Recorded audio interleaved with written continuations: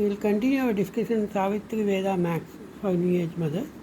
Today we will discuss a note about Max teacher by Sudha Murthy. As you know, Sudha Murthy is a popular writer. She writes a lot of articles on various aspects with keen perspective. So we will see one by her.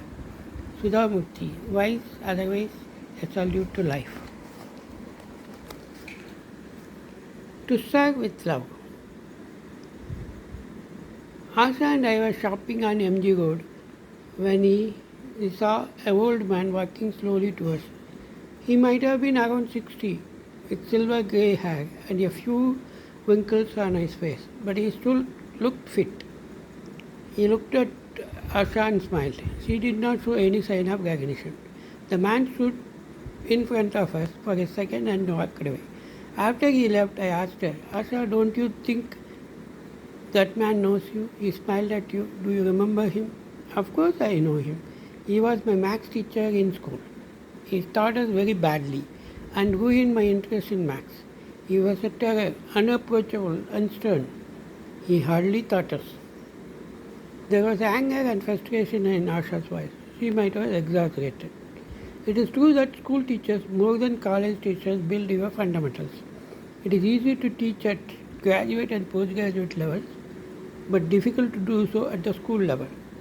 Teacher, good one at least, must have an enormous amount of love for their student.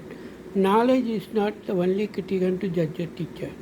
I thought of my own maths teacher. I wondered how he would have reached had he met me on the road.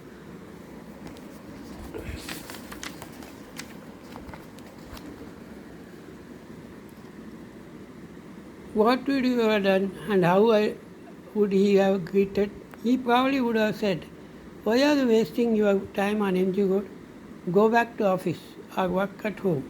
Don't teach without preparation. Without a second thought, I would have said, yes, sir. Then hesitantly, I would have asked, where are you staying? Can I come and see you sometime later? He would have patted me on my shoulder with the same affection and concern that he showed me as a student, and both of us would have laughed. My teacher, Raghavendra Varnekar, was an extraordinary man in every sense of the word.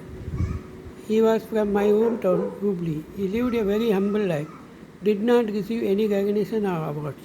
He excelled in his profession even though he was not a graduate. He taught mathematics so well that we never felt it was a difficult subject. He would refer to mathematics as the queen of science. Let us go meet the queen. He would say, as he led us into the wonderland of mathematics. There were numerous riders in geometry, hundreds of problems in algebra. He would teach them enthusiastically and say, I am here for students who believe they are not good at maths. Good and bad are concepts of the mind. If you are hardworking, honestly want to understand the subject, then you can have an audience with the cure. He attracted students with his class, the way a snake charmer attracts snakes with his music.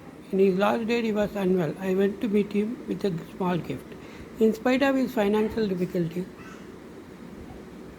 he did not accept it. He told me the duty of a teacher is to make a student confident to face life. Life poses unknown examinations. The greatest joy to a teacher is to produce students better than him. I have done my duty well. My students are famous today that it gives me great joy and pride to be recognized as their teacher. I was surprised to hear the simple philosophy which is difficult to practice. Had he been in a bigger city, working at a bigger school, he would have made money by taking tuitions or by starting a school himself. He did not do that. He believed in his principle. His life was an example of it. He reminds me of a burning candle, giving light to everybody while burning itself out. Today, when I stand on the speak confidently or face any kind of difficulty in life, I think of my teacher. He taught me this lesson which no amount of money can buy, no difficulties can dilute, no university can grant.